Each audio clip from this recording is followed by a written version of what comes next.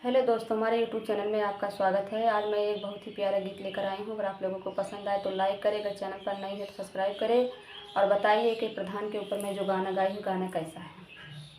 काहे बेच खाया अपन ईमान जी, गाँव के प्रधान जी ना। कहीं बेच खाया अपन ईमान जी, गाँव के प्रधान जी ना। गाँव के प्रधान हो लुटेरा प्रधान हो, गाँव के प्रधान जी लुटेरा प्रधान जी। और काहे बेच खाया अपन ईमान जी, गाँव के प्रधान जी ना। काहे बेच खाया अपन ईमान जी, गाँव के प्रधान जी ना। आइल चुनाव त घूम गौआ जवारी, आइल चुनाव त घूम गौआ जवारी। जितले के बाद की है सबके अपमान जी, जितले के बाद की है सबके अपमान जी।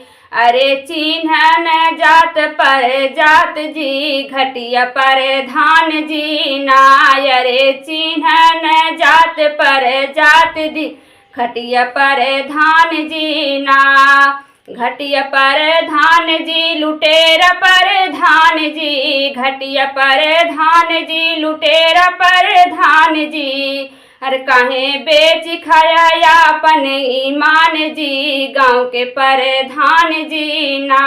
काहे बेच खाया अपन ईमान जी, गाँव के प्रधान जी ना। नाली में खाया खड़ंजा में खाया, मनरेगा के सब पैसा उड़ाया।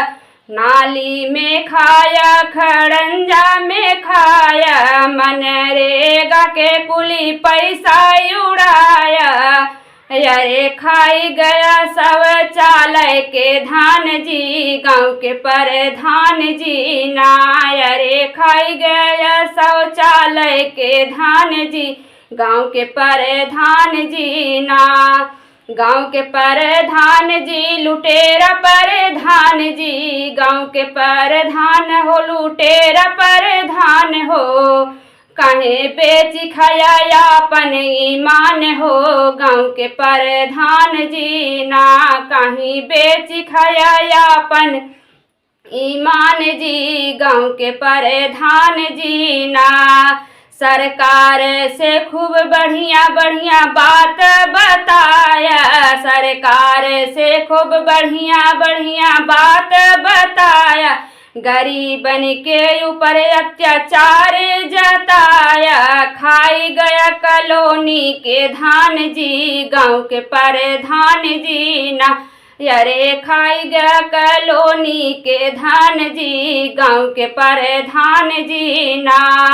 गाँव के प्रधान हो लुटेरा प्रधान हो, गाँव के प्रधान हो लुटेरा प्रधान हो। अरे काहे बेच खाया अपन ईमान हो, गाँव के प्रधान हो ना। काहे बेच खाया अपन ईमान हो, गाँव के प्रधान हो ना। गरीबन के पैसा तू खूबे उड़ाया, कुछ दिया गाँव के विनाश कराया। गरीबन के पैसा तू खूबे उड़ाया, खूब खाया कुछ सुकरेटरी के खियाया। कई दी है गाँव के विनाश जी, गाँव के प्रधान जी ना। अरे कई दी है गाँव के विनाश जी, गाँव के प्रधान जी ना। गाँव के प्रधान हो लुटेरा प्रधान हो, गाँव के प्रधान हो लुटेरा प्रधान।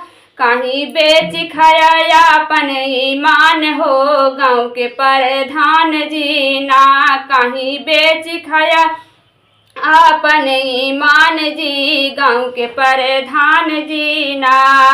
गरीबन के पैसा तू खूबे उड़ाया, कुछ तू खाया कुछ सिकरेटरी के दिलवाया। अरे कैदी है गांव के विनाश जी, गांव के प्रधान जी ना।